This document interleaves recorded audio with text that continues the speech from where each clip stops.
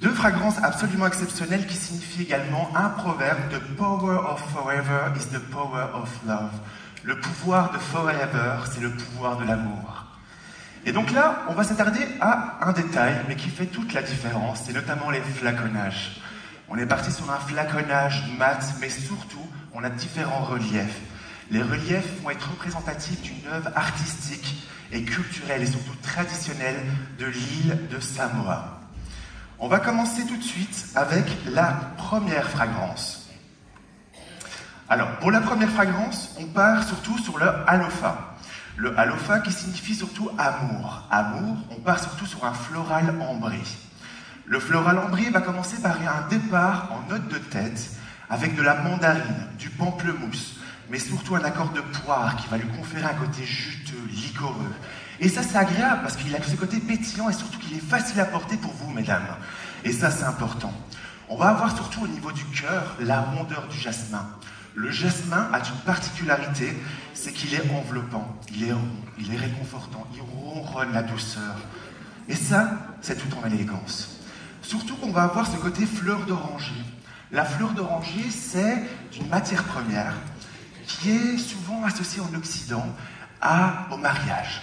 Et ça a une valeur symbolique d'amour, de longévité, de prospérité. Mais surtout que la fleur d'oranger est doux et il a un côté un peu gourmand, un peu nostalgique, limite pâtissière. Et ça, c'est agréable. Ça développe à la fois notre sens olfactif, mais également gustatif. Et enfin, ou plutôt juste après, la tubéreuse. La tubéreuse, c'est une enveloppe florale, ronde, crémeuse.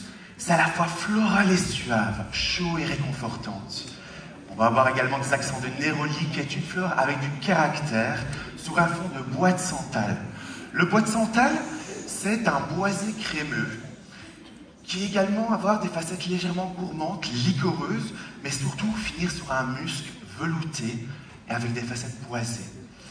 Et bien sûr, là, ce que je vous recommande, par exemple, quand vous présentez des fragrances féminines, c'est de porter un accent sur les adjectifs qui vont venir enrober les mots, les envelopper à travers les fleurs. C'est-à-dire que, quand je vais parler, par exemple, de jasmin, on va dire qu'il va être enveloppant, qu'il va être rond, doux, voire même suave.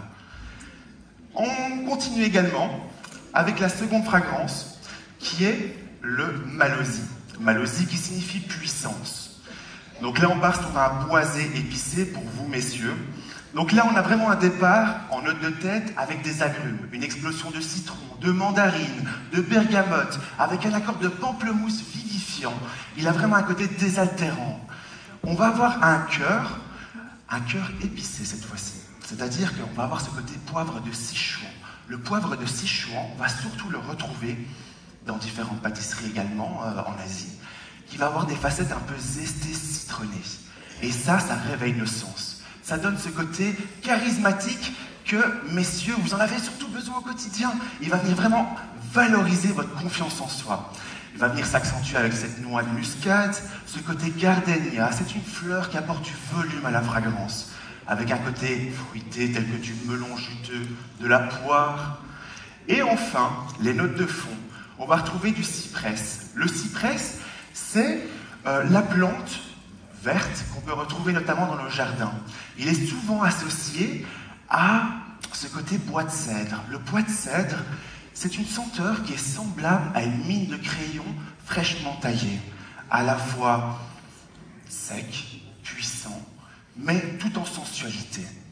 Il va venir surtout s'éclore avec ce côté bois de cèdre qui va apporter ce côté crémeux, musqué pour accentuer cette longue tenue et cette performance, et surtout ce côté mousse de chêne.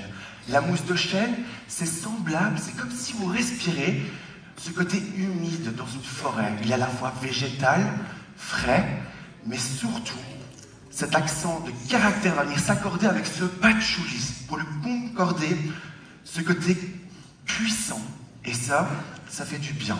Mais surtout, ce que je vous recommande, c'est que pour les parfums masculins, c'est de mettre en évidence toujours le côté des matières premières. Je ne sais pas pourquoi, messieurs, vous avez souvent tendance à apprécier la décortication des matières premières. Et ça, c'est agréable. Donc, Forever, c'est the power of love is the power... I'm so sorry. The power of forever is the power of love. Donc en fait... Merci. Ce que je veux dire à travers ça, c'est que ce sont deux fragrances qui sont à la fois véganes, qui représentent également un ensemble de valeurs, puisque ce ne sont non seulement des parfums, mais c'est également offrir aux personnes un soupçon de confiance en soi, une grande estime de soi pour pouvoir affronter le quotidien, pour pouvoir sourire à la vie, pour que la vie nous sourie. Et ça, c'est important. On a également différentes formes. Si maintenant vous voyez un prospect, notamment, vous avez soit d'une part le prospect froid, le tiède et le chaud. C'est-à-dire que vous avez des personnes qui ne connaissent absolument pas l'univers de la parfumerie et aussi les fragrances que vous proposez. À ce moment-là, un simple pitch de quelques petites secondes est largement suffisant. Le prospect tiède va être potentiellement intéressé et éventuellement, vous pouvez justement lui offrir de le parfumer durant toute la journée. Et bien sûr, le prospect chaud qui peut également devenir potentiellement l'ambassadeur. L'entonnoir de vente. Donc ça, c'est quand même assez important. C'est-à-dire que vous allez faire la présentation, vous faites les découvertes des différents produits Forever, et le parfum, ça va être la cerise sur le gâteau. L'objectif avec le client, c'est vraiment de passer un agréable moment. Vous allez le transporter dans un univers où il va pouvoir rêver, pouvoir être lui, en l'espace d'un instant, parce que ça va être son moment réconfortant. L'entonnoir de vente, ça va être d'une part la découverte des fragrances. Donc, il faudra savoir également les matières premières en fonction de la personne. Ça va être également découvrir également son univers parfumé, quel genre de rituel. Est-ce que la personne va se parfumer? Est-ce qu'elle se parfume en général en journée, en soirée? Combien de parfums va-t-elle porter? Intéressez-vous à la personne, parce que c'est un moment d'intimité entre vous et la personne, et le client. Vous avez également, du coup, en deuxième partie, les intérêts. Donc justement, qu'est-ce qu'elle porte? Qu'est-ce qu'également je pourrais savoir dans son discours qui pourrait argumenter les produits que j'aimerais présenter? Parce que le discours va être bien sûr modelé en fonction de sa réponse.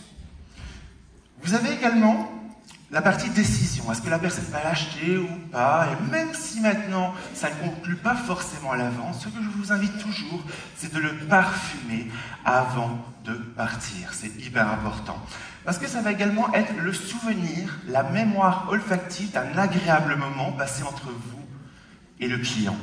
Et ça n'a pas de prix. Parce que rien ne vous empêche qu'il vous recontactera plus tard et vous dit « Ok, j'aimerais bien justement que tu me refasses découvrir le parfum et aussi, pourquoi pas le prendre ?» Ce que je vous recommande également, c'est la méthode Soncas. C'est-à-dire que ce sont des méthodes qui vont vous permettre justement de contre-attaquer. Quand je parle de contre-attaquer, c'est tout en douceur. C'est-à-dire que si la personne a des petites questions, la personne a envie aussi de se sentir rassurée, notamment sur l'aspect de l'orgueil, ça c'est hyper important. On va toujours valoriser le client, parce que le client est roi, bien sûr. Il est au centre de l'attention. Lui donner ce sentiment de sécurité au niveau de l'argent, parce que forcément, là on part sur Forever, des parfums faciles à porter, petit budget, longue tenue, mais surtout, c'est bien plus qu'un parfum, c'est une chaîne de valeur. Et c'est ça que vous devez offrir à votre client. À l'heure actuelle, je pense que c'est l'une des choses les plus importantes, et bien sûr, la sympathie. Le côté de confiance avec votre client, c'est ce qui va vraiment tout faire, toute cette différence. Et bien sûr, comme je vous l'ai dit, la cerise sur le gâteau, c'est de pouvoir se parfumer, et ça, c'est l'une des plus belles choses qu'on peut offrir comme souvenir olfactif de votre conclusion de vente. Merci.